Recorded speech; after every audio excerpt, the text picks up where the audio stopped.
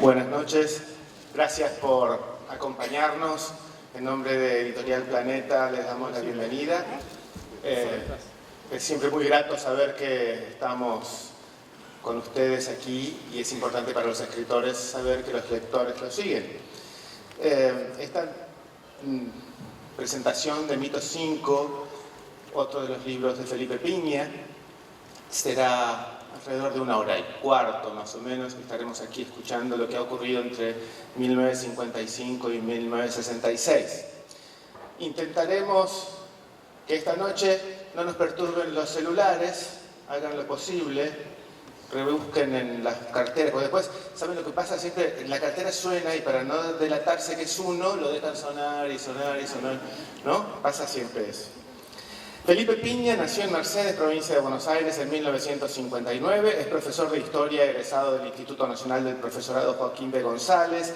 Dirigió el proyecto Ver la Historia de la Escuela Superior de Comercio Carlos Pellegrini de la Universidad de Buenos Aires, difundido como el documental fílmico 200 años de Historia Argentina. Es director del Centro de Difusión de la Historia Argentina de la Universidad Nacional de San Martín, fue columnista radial de Radio Mitre y Rock and Pop, labor por la cual obtuvo el premio Éter 2006 y 2007 al mejor especialista temático. Condujo los programas Historia Confidencial por Radio Mitre y Lo Pasado Pensado en FM Rock and Pop, que obtuvo el premio Éter 2008 al mejor programa cultural de la radiofonía argentina.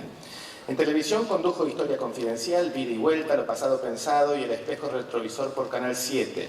Fue conductor junto con Mario Pergolini del ciclo Algo Habrán Hecho por la Historia Argentina, basada en sus libros Los Mitos de la Historia Argentina, uno de los cuales es el que estamos presentando hoy, que está todavía calentito, salió hace pocas horas. Emitido por Canal 13 y de la Historia y Telefe. Alcanzó 25 puntos de rating en el horario central y obtuvo el premio Martín Fierro 2006 y 2007 al mejor programa cultural. Y el premio Clarín al mejor programa periodístico en 2006 y 2009. Actualmente conduce el ciclo de entrevistas ¿Qué fue de tu vida? Por Canal 7. Es el presentador oficial de los estrenos de The History Channel, donde condujo la serie de documentales sobre los bicentenarios latinoamericanos, Unidos por la Historia, que se emitió simultáneamente en toda América Latina y obtuvo el Martín Fierro al mejor programa documental en 2011. Columnista de la revista Viva, del diario Clarín. En Radio Nacional conduce Historias de Nuestra Historia.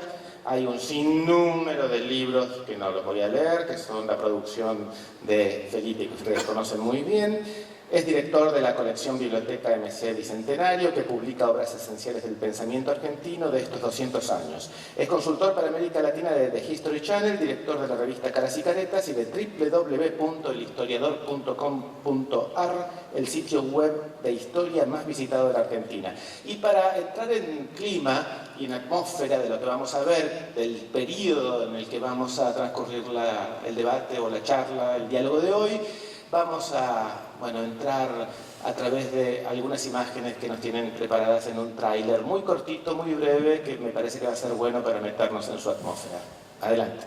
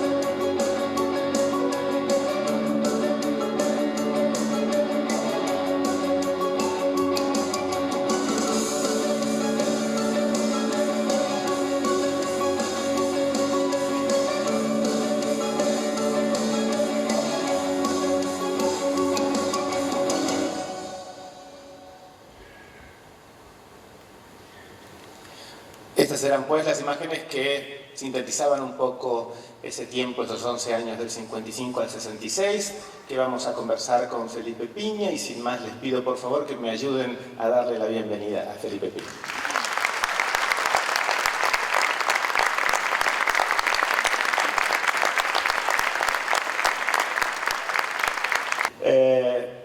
Felipe, veíamos recién las imágenes y comenzaban obviamente con un bardeo en la Plaza de Mayo.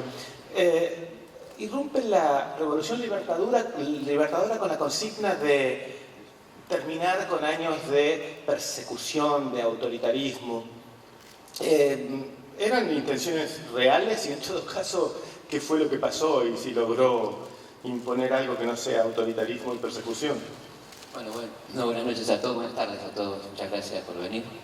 Creo que el fallido estuvo bueno, porque era libertadura. Libertadura, sí, estuvo bueno. Era como, efectivamente, una dictadura cívico-militar con toda la de la ley, porque además acá tenemos a todos los partidos políticos, con excepción del Partido Comunista, que queda marginado de esto, por supuesto el peronista, que fue perseguido, integrando una junta consultiva, que era una especie de ficción del Parlamento, que servía de consulta a los dictadores.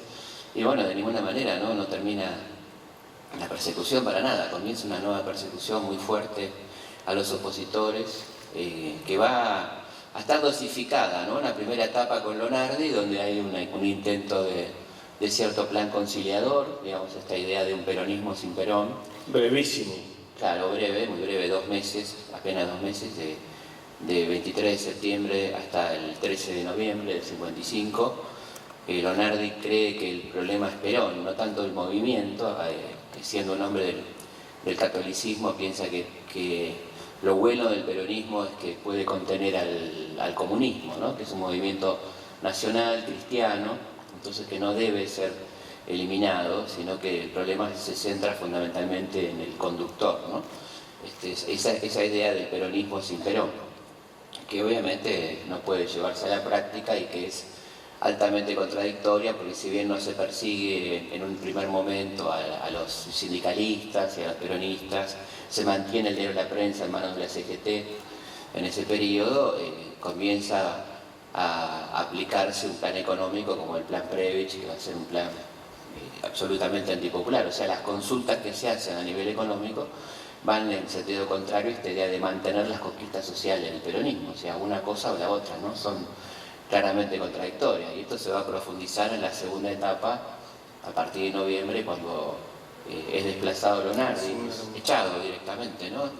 De mala manera, podemos decir, un golpe interno, y queda Rojas como vicepresidente y asume Aramburu la presidencia, llevando adelante una muy dura represión, con un par de cosas que me parecen muy interesantes, casi inaugurales, ¿no? La primera es el decreto 4161 de persecución del peronismo, que implicaba la prohibición de la palabra Perón, de la palabra Evita, de la foto, de silbar la marchita, implicaba el preso de 1 a 3 años, ¿no es cierto? Y la otra, el ingreso... Qué gran ingenuidad de eso, ¿no? Suponer sí, porque en definitiva esto potencia, claro, sin duda la identidad peronista, o sea, la resistencia de alguna manera se potencia, la resistencia que comienza muy heroicamente, podemos decir, a los pocos días de producido el golpe, en Rosario, sobre todo, que es una ciudad potentemente resistente dentro de las posibilidades de aquella barbarie que comenzaba. La famosa anécdota de Villa Manuelita resiste. Villa Manuelita era una pequeña villa cercana al frigorífico Sweet, cuyos habitantes cuelgan un cartel hecho con guardapolvo de los pibes y pintados con carbón, que decía: Rusia y los Estados Unidos reconocen a Lonardi, Villa Manuelita no lo reconoce, ¿no? Como un acto heroico y altamente emocionante de esa gente. Inclusive se abroquelaron mujeres. Chicos, entraron los tanques a reprimir simplemente por la presencia de ese cartel, porque los habitantes pensaban este fenómeno que conocemos históricamente como la resistencia, ¿no es cierto? Decía el otro punto, el ingreso de Argentina al Fondo Monetario, febrero del 56. Perón se había negado durante todo ese tiempo a incorporarse al fondo, y En el 56 se incorpora la Argentina al Fondo Monetario aplicando los planes de ajuste que hoy vemos en Grecia, en Chipre, los mismos planes de siempre, ¿no? Reducción de salarios, subsidio a los banqueros, contención del gasto, todas estas cosas que ya el Fondo Monetario viene aplicando desde 1944, desde que se creó prácticamente en los países periféricos, ¿no? Así que yo creo que aquello de que se venía a terminar con el autoritarismo y con la persecución, evidentemente es una falacia muy grande, ¿no? Hasta ese momento terminaba ahí la primera etapa del peronismo y hay una frase de Cook que dice el peronismo es el hecho maldito del país burgués. ¿Qué quiso decir con eso? Es una frase mucho más interesante de lo que suena así en principio, ¿no? El hecho maldito del país burgués. Porque en principio a uno le sonaría que es un hecho maldito para la gran burguesía, para los dueños del poder, la aparición de un movimiento con la característica del peronismo y particularmente como él lo concibe, como lo piensa Cook, que es un peronismo revolucionario. Pero también lo es para la pequeña burguesía y en este sentido también habla de la izquierda, ¿no? Que es un punto maldito, de cómo lo encasillo, cómo lo comprendo, lo entiendo o no lo entiendo, ¿no? Es mucho más amplia la frase que plantea Cook, que creo que es uno de los tipos más interesantes de este periodo en cuanto a su capacidad de análisis, de cómo lee la realidad, ¿no? Es decir, que la maldición es más amplia de lo que uno podría percibir a simple vista y tiene que ver también con la posibilidad de interpretar, entender a ese movimiento, ¿no? Que siempre fue complicada para los sectores de la izquierda argentina, ¿no es cierto? Sí, desorientados porque su base debería haber sido el pueblo, claro, pero no fue... Exactamente, y seguir a un coronel, ¿no? Claro. Con orígenes fascistoides, toda esta cosa que la izquierda nunca pudo procesar. ¿Qué pasó ahí, no? El libro tiene algo que a mí me lo hizo todavía mucho más grato y más amable para leer, que es tu vocación por contextualizar en cada uno de los periodos argentinos qué era lo que pasaba culturalmente, no solamente en nuestro país, sino en el exterior, lo que pasaba en Europa, lo que pasaba en Estados Unidos, las películas que había, los actores, lo que veíamos en televisión.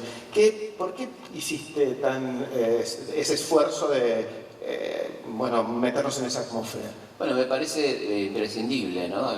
Dar el contexto mundial. Vimos acá algunas imágenes que nos ubican en la importancia del periodo, es decir, lo que fue pasando en el mundo a partir de mediados de los 50 es un cambio verdaderamente revolucionario, ¿no? Es decir, desde lo que tiene que ver con la cultura a lo que tiene que ver con la política, ¿no? Es plena Guerra Fría, la desestalinización en Rusia, los cambios culturales que se dan en Estados Unidos, que uno puede ver muy bien en las películas de James Dean, en Al Este del Paraíso, todas esas películas donde aquella famosa frase no sé lo que quiero, pero lo quiero ya, que luego haría popular entre nosotros Luca Prodan, pero que viene de esa película, ¿no? Esa frase de esa juventud beatnik que está empezando evidentemente no confía en ese modelo, está harta y no encuentra un cauce para lo que va a venir, que lo encontrará probablemente tiempo después en el hipismo, ¿no? Con la guerra de Vietnam.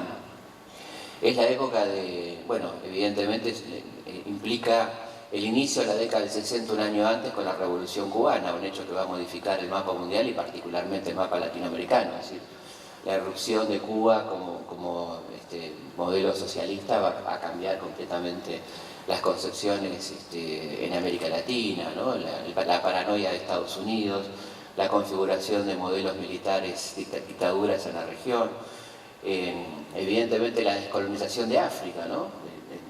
Las nuevas naciones africanas, hay años donde se descolonizan 10 países, por ejemplo, ¿no? Es decir, todo un nuevo modelo, de nuevo contexto, las derrotas de Indochina y Argelia, ¿no? Por parte de los franceses, que sufren los franceses, la batalla de Argel.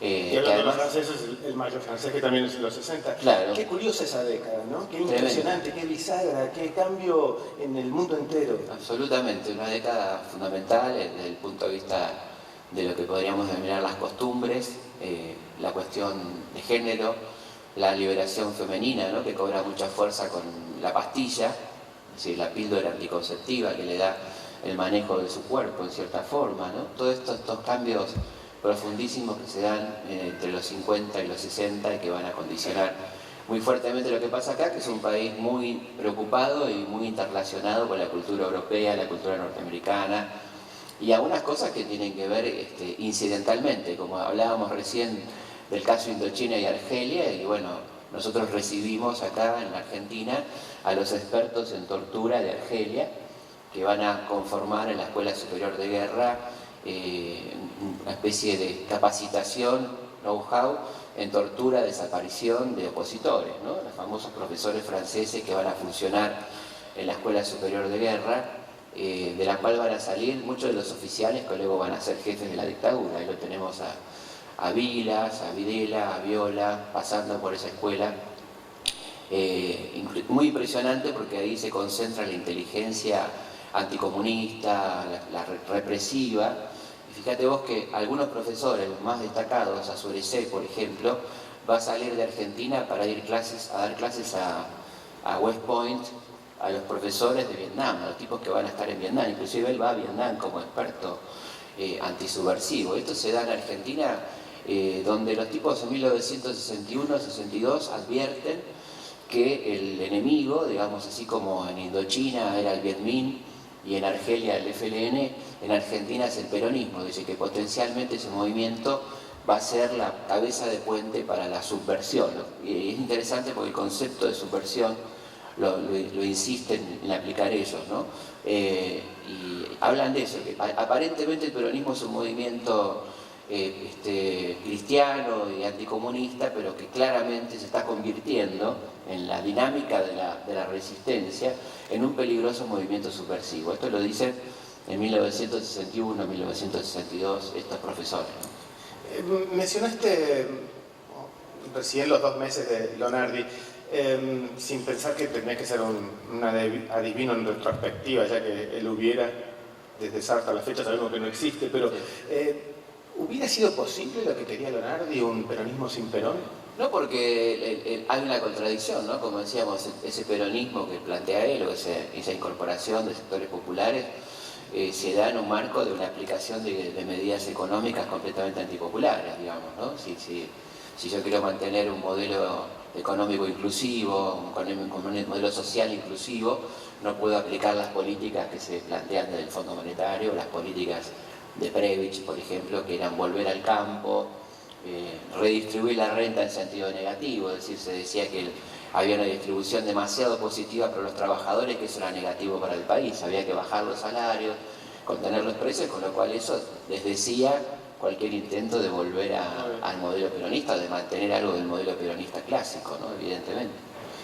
Perón decía que para su derrocamiento habían contribuido 2 factores esenciales. Primero, el dinero que puso la oligarquía y la prédica que puso la iglesia. ¿Qué tan cierto era eso? Bueno, sí, evidentemente, ¿no? Yo creo que la iglesia es la que conforma la conducción y la aglutinante del bloque de poder que va a dar el golpe del 55. Ya en el 54 comienza el conflicto y para el 55 tenemos un bloque antiperonista muy fuerte conformado por la Iglesia Católica como centro, ¿no? Inclusive en los bombardeos a la Plaza de Mayo de junio del 55, los aviones tienen el famoso Cristo vence, que va a dar origen luego a Perón vuelve, ¿no? Sí, la resistencia va a convertir esa cruz en una B, ¿no? Y vendrá el Perón vuelve, efectivamente. Sí. Bueno, y perdón, y la iglesia es un factor decisivo, sí, evidentemente, y lo será durante toda esta década, ¿no? De manera muy importante, una presencia política muy fuerte de la iglesia con algunos tipos muy interesantes. ¿En qué sentido? En el sentido del ejercicio del poder, ¿no? Son gente que nos sentaríamos a tomar un café, a charlar, ¿no? Gente del barrio, digamos. Pero un Cayano, un Aramburu, eran gente de mucho peso político en aquel momento. Sí, la procesión de Corpus Christi se transformó en una manifestación opositora al gobierno. Exactamente. Hay una carta muy interesante que reproducís en el libro del Che Guevara a su madre. Uno tiene en la cabeza que el Che Guevara era antiperonista. Sin embargo, él manifiesta tristeza por el derrocamiento de Perón. Es una carta muy linda porque él se va enojado con Perón, ¿no? Como muchos jóvenes de clase media estudiantes que habían sufrido cierta persecución en las facultades, innegable, y se va enojado, se va con ese sentimiento, Y le pasa que cuando se entera del golpe de Perón y lee la prensa norteamericana y la prensa internacional, le cuenta a la madre, que sabía que era muy antiperonista su mamá, le dice, bueno, no te pongas contenta porque los que se están poniendo contentos por el derrocamiento de Perón son los enemigos del pueblo de todo el mundo, ¿no? Digamos, evidentemente vos sabés que a mí no me caía simpático este hombre y estoy pensando en cómo verlo, digamos, pero por lo pronto, si el pueblo sufre y si estos tipos se alegran por su caída, algo está pasando, ¿no? Es una carta muy íntima, muy linda. Sí. Él tenía una extraordinaria relación con su mamá, ¿no? Con Celia, una mujer muy importante en su vida. Y entonces es sincera. Además ella era un cuadro comunista, ¿no? Sí, ella era una mujer claramente de izquierda, cercana al Partido Comunista. E inclusive le dice algo muy interesante, dice, tené cuidado porque estos que vos ahora te pones contenta por la revolución, te van a perseguir y te van a meter presa. Y efectivamente la meten presa. O sea, poco tiempo después Celia Guevara va presa. Decime, hubo algunos intentos, algo mencionaste recién de Rosario y de la Villa, pero ¿hubo intentos más serios de la organización peronista para resistir? Sí, y solo es muy interesante lo que se da en la resistencia, porque uno dice la resistencia, bueno, hubo varias resistencias y hubo el intento de comandos seriamente organizados, más o menos 5.000 comandos en todo el país. Los comandos pueden ser de 10, de 7 personas, con diferentes grados de operatividad, algunos armados, básicamente para el sabotaje o para los llamados caños, que eran las bombas que se metían en algunos lugares, y después fuertemente lo que tenía que ver con lo sindical, ¿no? El fuerte activismo sindical que tuvo la resistencia y la participación de las mujeres central y de la rama juvenil, es decir, la incorporación de jóvenes a esa resistencia que van a conformar en 1957 la primera JP. ¿Y Perón desde el exilio a la entrada desalentaba? Sí, desde ya, ¿no? Perón, uno se da cuenta que la estrategia de Perón pasa por golpear cuando elige como al único heredero que designa Perón en toda su vida, que es a John William Cook. Es decir, elige un hombre que sabe que va a confrontar, que va a llevar adelante una política de confrontación con la Libertadora. Después le va a retirar esa confianza cuando aparecen diferencias políticas fuertes entre un Cook que plantea un peronismo más revolucionario, más vinculado a lo que es la revolución cubana y lo que pretendía Perón en todo caso, ¿no? Pero evidentemente Perón alienta la resistencia en esos primeros años. Hay las órdenes que mandaba Perón que llegaban a través de María de la Cruz a Chile, todo un sistema de correspondencia muy interesante porque obviamente todo era clandestino. Y de ahí llegaban a la Argentina las órdenes de Perón, o de Panamá, o de Venezuela. Son donde estuvieron, claro. Inclusive esa famosa carta a Aramburu que manda Perón, donde lo desafía a pelear, ¿no? Si quiere a puño limpio, a tiros, en la frontera, lo desafía a Aramburu. Una famosa carta de Perón. Mencionaste recién el ingreso al Fondo Monetario Internacional que estaba resistido por Perón. Vimos en imágenes algunas caras conocidas, sí. El manejo de la economía en el país, eso ya estaba Álvaro Sogaray. Sí. ¿Cómo fue la política económica de la Libertadora? Bueno, fue una política completamente, diríamos hoy, neoliberal, ¿no? En aquel momento se hablaba de liberal, muy vinculada al pensamiento de von Hayek y toda esta escuela económica, de la escuela social de mercado, cuyo referente más importante en Argentina era más visible, era Álvaro Alzogaray, persona que se incorpora al gabinete, Krieger Bacena también.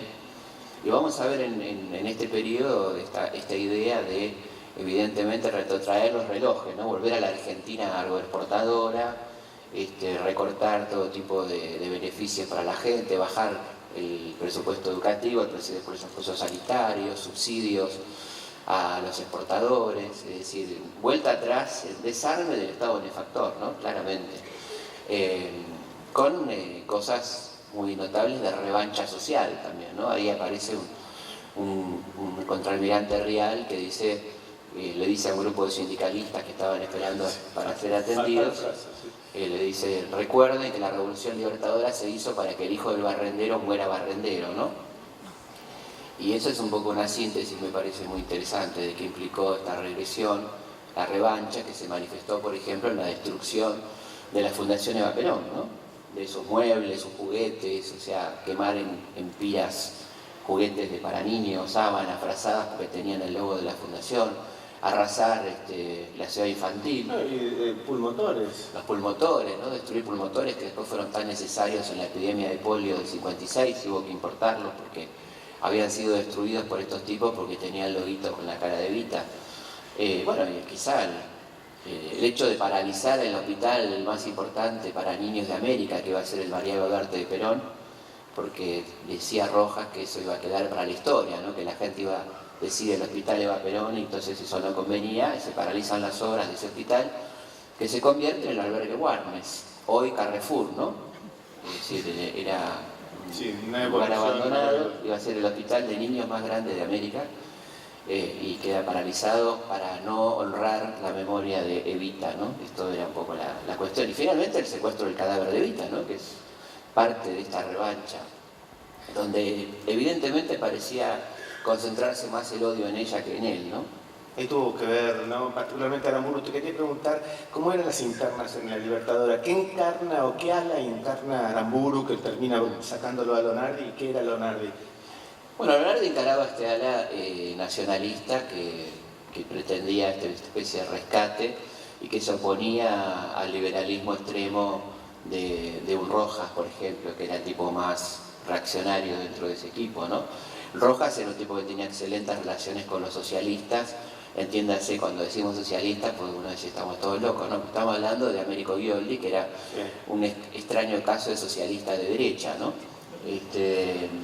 Así que era un poco uno de los referentes políticos de Rojas. Ahora, en esa incoherencia siguió coherente, porque después terminó siendo embajador. Fue embajador de la dictadura en Portugal, claro. ¿sí? ¿No? Por eso digo, no tomen la palabra socialista muy en serio, porque no es el caso, digamos, ¿no? Pero bueno, sí, era un tipo que se decía liberal, un tipo que era un fanático antiperonista, absolutamente, y luego van a demostrar él y Aramburu fanáticos anticomunistas, ¿no? En la famosa Operación Cardenal, muy poco conocida, que es una racia de comunistas en la que cae preso, por ejemplo, Pablo Neruda, que estaba de paso por Buenos Aires, y lo meten preso a Neruda. Qué suerte tuvo, sí. Pasado por acá. Al queridísimo maestro Pugliese, al que lo mandan al barco París, y él escribe, estoy anclado en París, con su humor. Bueno, más de 500 detenidos, ¿no? Es muy graciosa la anécdota, porque después hay alguien que lo saluda a Pugliese y dice, yo lo tuve preso. El tipo era tan divino el maestro, ¿no? Pugliese, que tan buena onda, que dice, bueno. No, dice que inclusive le tocaban, había un piano ahí desvencijado, y tocaba el piano para los presos que estaban ahí en el barco, ¿no? Esto también hay que recordarlo porque parece que la furia libertadora solamente alcanzó al peronismo, pero también a los comunistas, porque comenzaba un poco, como decíamos antes, la instalación de esta escuela francesa tan fuertemente anticomunista entre nosotros, ¿no? Mencionaste recién el tema del secuestro del cadáver de Perón. ¿A quién se le ocurrió esa gira del cadáver tan estrafalaria, mandarlo a Italia, enterrarlo? Bueno, tiene que ver con una idea esencial, que es que el cadáver de Evita no se podía enterrar ni en Uruguay, ni en Paraguay, ni en Chile, ni en Bolivia, en ningún país cercano, porque eso hubiera conformado inmediatamente peregrinaciones para ir a visitar la tumba. Y la paranoia de los libertadores con Evita era muy grande, porque pensá que bombardean la residencia donde muere Evita, un lugar histórico como el Palacio Unzué, acá nomás, en Austria y Libertador. Un lugar histórico, un patrimonio histórico nacional, ¿no? De 1852. La bombardean simplemente porque ahí murió Evita y ellos pensaban que ahí iba a ir los peronistas a llevarle flores, entonces querían impedirlo. E incluso proyectan la Biblioteca Nacional, es decir, donde vivió la barbarie, digamos, está la idea, tiene que estar la cultura, ¿no? Como esta es un poco la impronta, porque la Biblioteca Nacional, como ustedes saben, está donde estaba la casa donde vivían Evita y Perón, así como el monumento a Sarmiento está donde dormía Rosas, en el Parque 3 de Febrero, ¿no? Estas cosas que tenemos en la historia argentina, y el monumento a Lavalle mira a la casa de los Dorrego, en un acto además de muy mal gusto, ¿no? De mala leche además, porque imagínense la familia de Dorrego tener que ver al pibe todos los días, no es muy simpático, ¿no? Además es muy interesante porque el monumento a Lavalle no hay forma de no verlo, porque ustedes van por Lavalle y si no están atentos se lo llevan puesto, ¿no? El de Dorrego está secuestrado, está en Viamonte, el desafío que lo vean, el de Dorrego, porque está en Viamonte y Suipacha, en el edificio de rentas, un lugar a que la gente va con muy poca gana para pagar impuestos. Está enrejado en un costado, no hay perspectiva para ver un hermoso monumento, es un hermoso monumento muy grande, y la verdad es que no hay perspectiva porque son dos calles muy angostas, si te paras en el medio te va a ir mal, digamos, que pasa mucha línea de colectivo, y es una diferencia interesante. Pero volviendo a Evita, ahí entonces deciden sacarla del país. En el medio hay toda una cuestión muy loca del cadáver recorriendo distintos lugares de Buenos Aires, en casas particulares de marinos, en casas operativas de la Marina, hasta que, bueno, deciden sacarla del país, la decisión la toma Aramburu, y se habla con el propio Papa, y colabora la Orden de San Pablo, y se lo saca del país clandestinamente bajo un nombre falso de María Maggi de Magistris, y se la entierra en el cementerio de Milán, donde va a estar hasta 1971 clandestinamente, ¿no? La Iglesia metida en eso también. Es lógico suponer que la autorización que la Revolución Libertadora hizo a la Iglesia de poder crear sus propias universidades es como en agradecimiento al apoyo recibido por parte de la Iglesia para derrocar a Perón. Sí, es muy interesante porque el decreto de Loro Magni, que era el ministro de Educación, digamos, es un decreto que habilita que las universidades privadas den títulos habilitantes. Pero, como la presión de los partidos laicos es muy fuerte, y la Libertadora necesitaba mucho de ese apoyo, ese decreto no se reglamenta y va a ser retomado después por Frondizi, que lo va a convertir en ley. Pero hay una movida muy fuerte en las universidades, en los partidos políticos, para que eso no ocurra. O sea que la intención de la Libertadora de evidentemente pagarle a la Iglesia de alguna manera el favor de haber acompañado se va a concretar recién con Frondizi unos 3 años después, ¿no? Mencionabas recién que Perón alentaba la resistencia. Hay un episodio muy importante que es el levantamiento de Valle. Sí. ¿Ese también tuvo anuencia de Perón? No, Perón no apoya el levantamiento de Valle. A Perón lo van a ver algunos representantes civiles del comando que estaba preparando la revolución de Valle. Perón lo desautoriza, dice que no cree en los cuartelazos, que no está de acuerdo con esa metodología. Y les advierte que es muy probable que ese movimiento esté altamente infiltrado, cosa que efectivamente así fue, ¿no? El intento de Valle de entrada está muy infiltrado por las fuerzas, por los servicios de inteligencia de la Libertadora, y la verdad que rápidamente desactivado y salvajemente son fusilados todos los complotados y gente que no tenía nada que ver, como la que estaba escuchando la pelea en la casa de Florida, como cuenta Walsh. 26 personas. 27.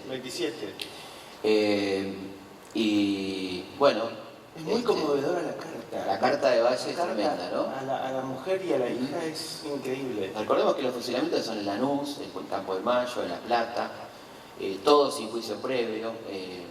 Aramburu se va a una gira por Rosario y Santa Fe y deja firmados postdatados los decretos, por las dudas, lo deja roja, de pena de muerte, sin juicio previo, cosa que se aplica, y todos los fusilados son fusilados sumarísimamente sin ningún tipo de juicio. La carta de Valle es una carta muy parecida a la carta de Dorrego a su mujer, ¿no? Muy de ese estilo, ¿no? Muy tremenda realmente. Proscripto el peronismo, obviamente la Unión Cívica Radical tenía las mayores posibilidades de ganar las elecciones, sí. Pero allí había liderazgos, el de Frondizi, el de Balbín. ¿Qué diferencias ideológicamente tenían estos dos políticos? Bueno, Balbín es el continuador de la Libertadora, o sea, la Libertadora le da a Balbín, que lo apoya directamente, esto está en los documentos en el libro, es el candidato oficial de la Libertadora, y evidentemente esta cuestión va a complicar la interna radical. Antes de esto, la Libertadora llama, según palabras de Américo Ghioldi, a un recuento globular, ¿no? Es interesante porque él está pensando en los glóbulos blancos, que serían la infección peronista, ¿no? Y lo que va a pasar es una enorme infección de votos blancos, de glóbulos blancos, porque en esas elecciones de constituyentes, para reformar la Constitución Nacional, el peronismo vota en blanco y obtiene la mayoría, que por supuesto no tiene aplicación en los hechos, pero sí un fuerte peso político. Ahí es donde Frondizi se da cuenta que es muy difícil que un futuro gobierno pueda gobernar con la mayoría de la población proscripta. Y ahí es donde se fractura el radicalismo, la Unión Cívica Radical Intransigente, liderada por Frondizi, y la Unión Cívica Radical del Pueblo, liderada por Balbín. ¿Llegan las elecciones finalmente? Van divididos a las elecciones. ¿Y cuál es la decisión de La Perón? decisión de Perón es apoyar a Frondizi, el famoso pacto Perón-Frigerio, lo cual le hace ganar las elecciones a Frondizi, y a un Frondizi que llega, la verdad que respaldado por muchos sectores. Por un lado el peronismo, por otro lado casi la totalidad de la intelectualidad de izquierda, que creen ver en Frondizi a un intelectual progresista, un tipo interesante. Ahí está el grupo Contorno, la Iglesia, y muy recelado, absolutamente recelado por el factor de poder y por los militares. Ya de entrada, al poco tiempo que asume Frondizi, están conspirando para... La exploración y explotación del tema del petróleo fue medular en el proyecto del desarrollismo. Sí. ¿Qué fue lo que hizo cuando llegó al poder? Bueno, primero hay que decir que Frondizi era uno de los tipos más expertos en el tema petróleo, ¿no? Con un gran libro como fue Petróleo y Política, escrito en el 54, un poco contra Perón, porque era el momento que se estaba debatiendo los contratos con la California, la compañía Standard Oil de California, y entonces él, como jefe de la bancada radical, hace una defensa del petróleo nacional y de YPF, del rol de YPF, fundamentalmente. Ese libro es un libro altamente interesante, un libro de 900 páginas, hiperdocumentado, profundamente antiimperialista, hablando de las empresas petroleras como verdaderos pulpos, ¿no? Cuando llega al poder, la verdad que eso va a quedar de lado, y lo que va a hacer al contrario, va a firmar contratos petroleros con las compañías norteamericanas, bastante leoninos, muy desfavorables al país, incluso con acusaciones de forma, en cómo se firman los contratos, en actos de corrupción. ¿Por qué esa traición? ¿Presiones Bueno, locales? creo que presiones. Él dice que una cosa era lo que él sentía antes de llegar al poder, otra cosa cuando vio lo que se encontró, lo cual no es cierto porque hay documentos previos de análisis muy concienzudos de cuál era el panorama argentino, por ejemplo, hecho por Frigerio, que era muy cercano a la realidad, así que no es que hubo sorpresa de encontrarse con otro país. ¿En qué se basó el pacto de Perón-Frondizi y en todo caso, qué fue lo que Frondizi incumplió y cuándo rompieron entre ellos? El pacto era un pacto de 14 puntos donde hablaba, por ejemplo, la libertad de los presos, a una modificación del programa económico, a leyes que favorecieran la asociación gremial, una política económica distinta, un aumento de salarios. Y en un primer momento Frondizi cumple algunas de estas cosas. Por ejemplo, la derogación de la ley 4144 de residencia, que es la famosa ley de Roca, la libertad de los presos, pero evidentemente comienzan las presiones y Frondizi cambia muy radicalmente de postura, con lo cual el pacto se rompe, ¿no? Digamos, y comienza una etapa fuertemente represiva por parte de Frondizi, que se traduce en el plan Conintes, incluso con la incorporación al gabinete de Álvaro Alzogaray. Eso, ¿cómo llega ahí? Y llega por la presión militar, los militares lo imponen, ¿no? Recordemos que Frondizi tuvo 33 planteos militares, ¿no? Y uno de los ejes era imponer... Sí, 33 planteos en el tiempo que estuvo, que fue muy escaso. Sí. ¿Y el CONINTES exactamente qué era? Conmoción interna del Estado, es un plan, digamos, de represión que habilitaba a las Fuerzas Armadas a detener gente sin ningún tipo de juicio previo, inhabilitaba el artículo 18 de la Constitución, entonces podía ser preso simplemente porque decidía un comandante militar que era subversivo o estabas actuando fuera de la ley. Y así a ver que hubo miles de presos políticos en ese periodo, ¿no? Y resistencias muy fuertes, como por ejemplo la del frigorífico Lisandro Latorre, Mataderos, que fue histórica, ¿no? Pienso, ¿cuántas concesiones tuvo que hacer ese hombre? ¿Habrá pensado, bueno, hasta aquí llego? No, hasta que lo golpearon, porque realmente fue dando... Sí, concedió todo lo que le pidieron y no alcanzó. No alcanzó. Una visita muy interesante por los ribetes que tuvo, casi cinematográfica, fue la visita del Che. ¿Motivada por qué? ¿Y qué ¿Qué consecuencias tuvo? Muy curioso el porqué, porque el Che estaba en Punta del Este representando a Cuba en la conferencia de la OEA de Punta del Este, que sería la anteúltima conferencia de la que participa Cuba.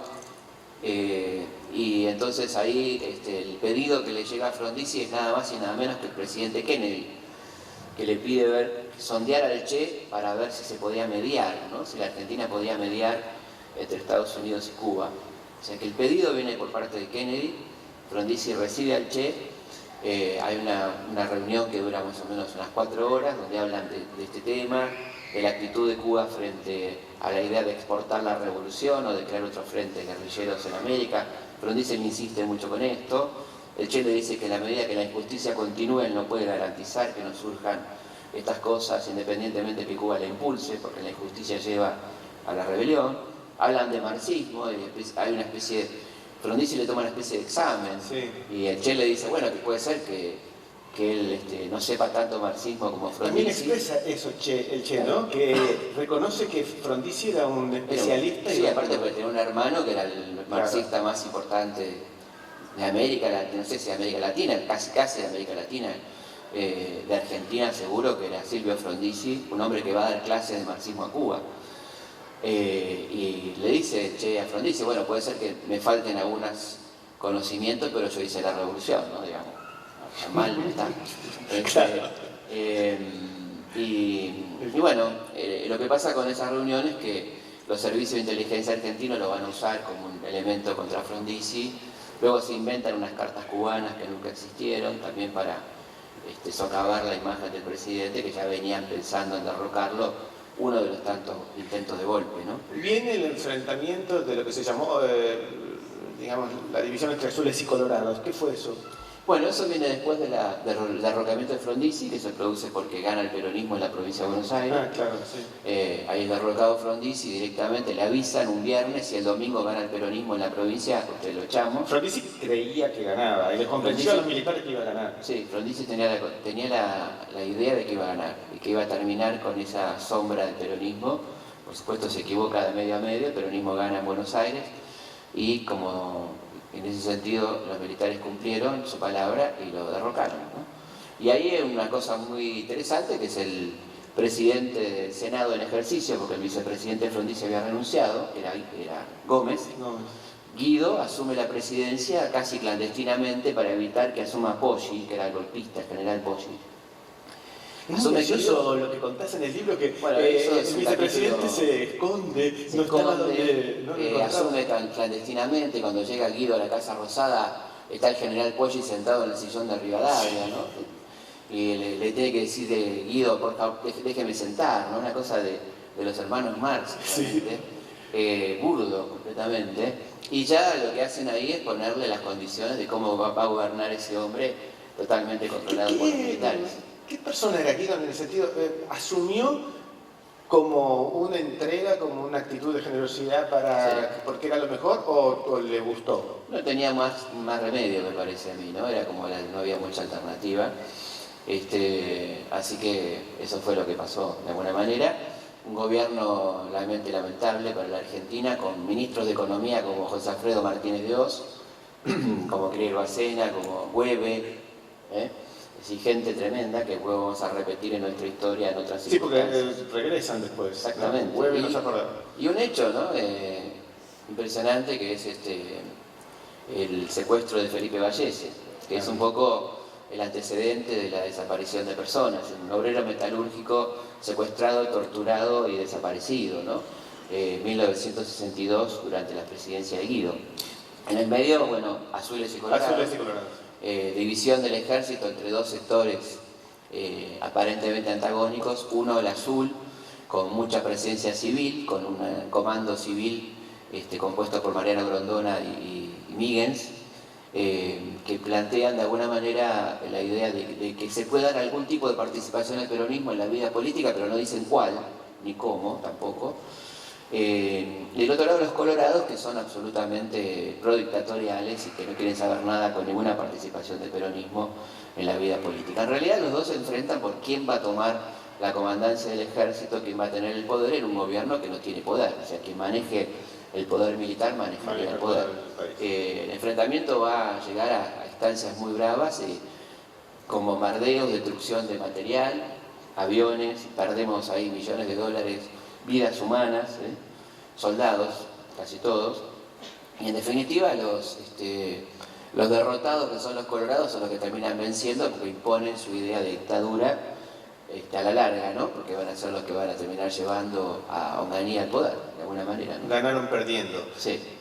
Llega el 63 Sí. y gana con la proscripción del peronismo Ilia. Sí. Una anécdota o una cosa muy superficial, pero realmente me asombra mirar que Ilia asumió la presidencia con 63 años. Y en el imaginario de todos nosotros tenemos que era un viejito que asumió ahí, tiene 63 años. Exactamente, sí, la verdad que llama muchísimo la atención eso, ¿no? Porque también en la época la gente de 60 años parecía más anciana en aquel momento, ¿no? La expectativa de vida era menor también, pero claramente la idea de que si uno tendría de Ilia es de una persona que de 80 años, ¿no? Tenía 63 años, y las caricaturas eran la tortuga, el hombre con las palomas en la cabeza, bueno, toda esa cuestión, que en realidad apenas asume Ilia, comienza la campaña mediática para derrocarlo, muy fuerte. Sí, como un viejito que no tomaba decisiones y sin embargo las tomó. La primera fue la anulación de los contratos. Los contratos petroleros firmados por Ron Dizzy, que son anulados, cual un enorme coraje. Ahí publico una carta al Sogaray donde dice nos caemos del mundo, frase que escucharemos montones de veces, ¿no? No nos caímos, no pasó nada, el hombre lo mantuvo hasta últimas consecuencias. La ley de medicamentos, de una enorme valentía, ¿no? Desafiando, como ustedes saben, uno de los poderes más grandes del mundo. Están los medicamentos, los fabricantes de armas y las drogas son lo que mueven la economía mundial, ¿no? Y enfrentó esa ley que ponía coto a los laboratorios, que exigía la publicación de realmente qué contenía cada medicamento. Se suponía que el costo era 1 y la venta era a 100 pesos, digamos. Ese valor era la diferencia. 1.000. Peor. Sí, y que además no tenían los componentes que se decían. Exactamente, porque hizo hacer un estudio muy importante por la Universidad de Buenos Aires, donde detectaron la ausencia de las drogas que decían y los costos que eran a veces 1000% de sobrefacturación en medicamentos básicos para la población. Sí, y que meterse con los laboratorios no es fácil, ¿no? Porque son un poderío económico en el mundo. Recurrieron al Fondo Monetario, sanciones contra la Argentina por parte de la banca europea. Bueno, todo esto se lo bancó estoicamente. ¿Por qué señor? Se suele decir que en ese momento de la gestión de Ilia se vivió un veranito cultural, decían también, pero un veranito económico, siendo que no recortó los presupuestos de educación ni de salud, además de educación es todavía récord, de salud, ni bajó los sueldos del Estado? ¿Por qué entonces hubo un cierto florecimiento económico? No, bueno, la verdad es que el país tuvo buenas cosechas, él siguió con una política austera, pero de impulso de la industria. Hubo un crecimiento del PIB del 10% en 1964, la verdad que una cifra muy importante, pero sufría un fuerte boicot de las corporaciones empresarias, ¿no? Es decir, la sociedad rural, la Unión Industrial, permanentemente lo acusaban, por un lado, de lento y por otro lado de procomunista o de favorecer la instalación del comunismo, cosa que está muy lejos seguramente, ¿no? Pero esto pasaba durante ese periodo, ¿no? En el orden internacional, Ilia se opuso a no dejar que Cuba integrara la OEA. Sí. No debe haber despertado. La expulsión de Cuba. No debe haber despertado simpatías americanas. ¿Cómo era la posición del gobierno de Ilia? Bueno, no solamente eso, sino eso de Cuba fue muy importante, y luego en contra de la invasión de Santo Domingo en 1965 se niega a mandar tropas y consigue el triunfo diplomático más importante de la Argentina en la historia del tema Malvinas, ¿no? La resolución que obligaba a negociar a Inglaterra y que no reconocía el carácter de pueblo originario a los Kelper de ninguna manera, ¿no? Cosa que hoy cobra mucha vigencia. Este logro diplomático se produjo en ese gobierno, en 1965. Tuvo bastantes conflictos con el poder sindical y ya, sin embargo, no hay antecedentes de ni represión ni persecución, en eso se mantuvo como bastante transparente. Solo que le tocó una etapa muy complicada porque evidentemente era el momento de auge de Bandor, líder sindical más importante que tenía la Argentina en ese momento, que estaba de una buena forma compitiendo con Perón, ¿no? Entonces, independientemente de algunos reclamos claramente justos desde el punto de vista gremial, había una sobreactuación para demostrarle a Perón el poder que tenía el mismo Bandor. Pensemos que hubo 11.000 tomas de fábricas en aquel momento, ¿no?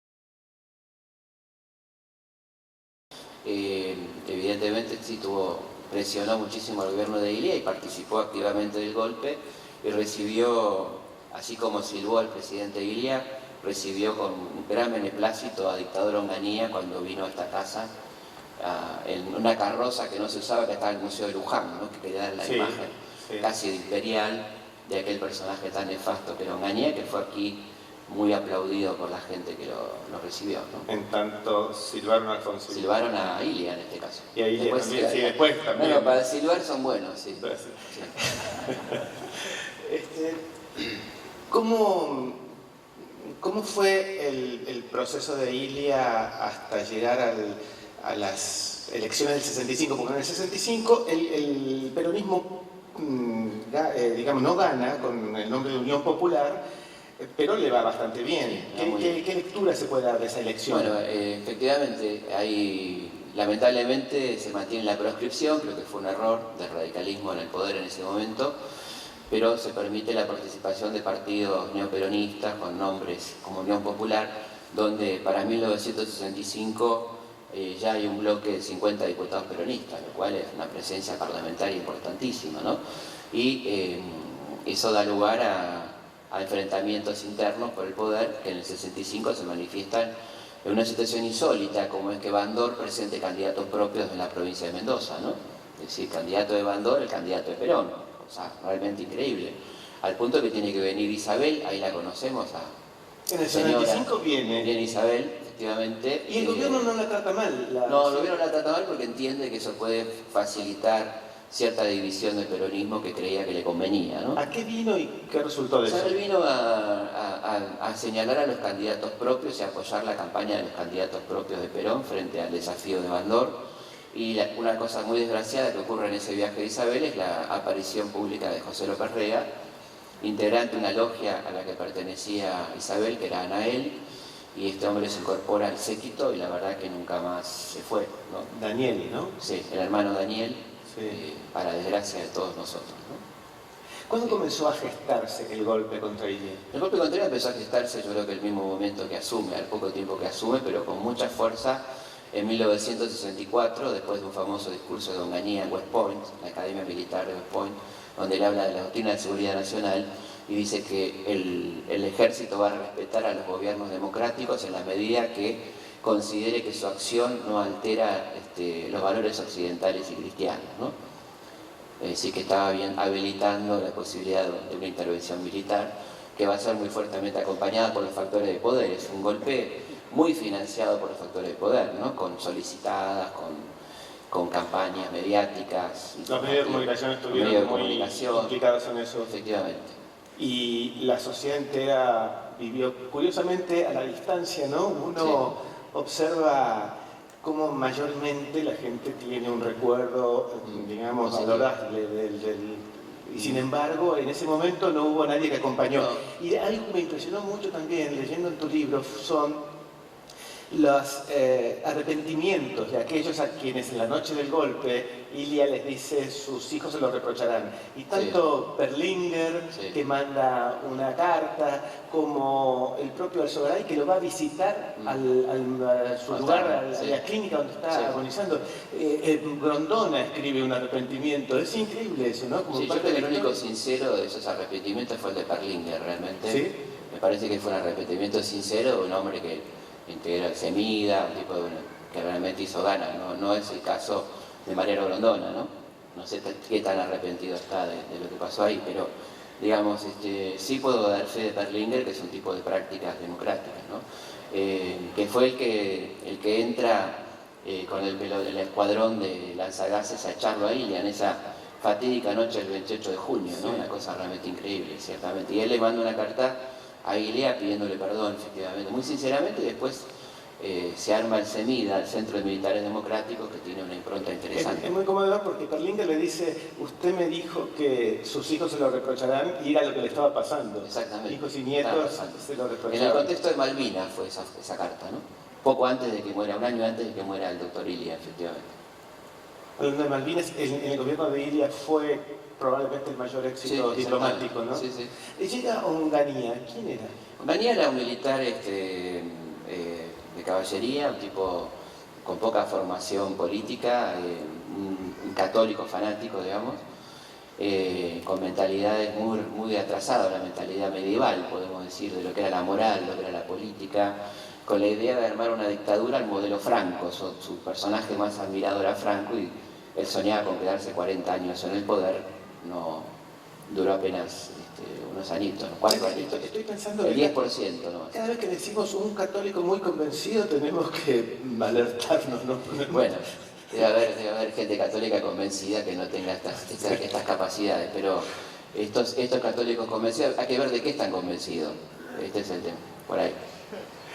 Un mes después, ya sé que nos estamos yendo al mito 6, supongo, pero un mes después se produce ingreso a las universidades, ¿no? La verdad que sí, yo creo que lo que define mejor a lo que va a hacer este gobierno es la noche de los bastones largos, que es la entrada a las universidades, golpear a los docentes, a los alumnos, un acto de barbarie, que refleja muy bien lo que va a ser el golpe de Onganía, sin duda, una desgracia para el país, la llamada Revolución Argentina. Nos quedamos sin cientos de docentes. 600 y pico docentes, casi 700, que renuncian y se van del país acusados de comunistas, y resulta que la mayoría va a trabajar al MIT, a la NASA, a lugares muy importantes de Estados Unidos, perdiendo nosotros cerebros importantísimos, Felipe, el mito 6, que supongo que vendrá, porque la historia no termina, ¿qué periodo va a abarcar? 66-76, o sea, de la dictadura de Onganía a la dictadura de Videla,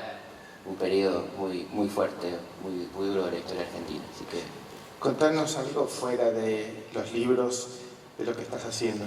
Estoy preparando un programa para Canal 7 sobre archivos. Se abrió el archivo finalmente del canal después de mucha lucha y estamos... Contanos un poquito, ¿por qué mucha lucha? Bueno, porque costó mucho abrir el archivo, había distintos problemas burocráticos. No de autorización, sino de organización, hubo que organizarlo, hubo que catar cosas que la dictadura pretendió destruir. Fueron años, estos últimos años se trabajó muy bien. ¿Se perdió material o estaba se transcodificó, se digitalizó material que estaba en 16 milímetros a punto de perderse. Así que tenemos un archivo, yo diría, muy completo desde el año 56 prácticamente hasta el presente. El programa se va a ocupar fundamentalmente de... ¿Has estado mirando imágenes? Sí, la verdad que estamos fascinados mirando cosas extraordinarias. Mucho material de la dictadura, mucho material de color también, pero bueno, muchas cosas interesantísimas que estamos trabajando con mucho gusto y que saldrá, supongo, que en julio o agosto. ¿Ya este julio y agosto? Año, sí. Con ese material que tienen que procesarlo. Sí, exactamente, en eso estamos. Muy entusiasmados, por cierto. Siempre haciendo cosas. Sí, así. Les agradezco mucho la presencia de aquí. Les pido por favor que me ayuden a decirle ahora gracias a Felipe Piña. Muchas gracias. Muchas gracias. Y quédense en la feria, que está muy buena. Chao. Muchas gracias.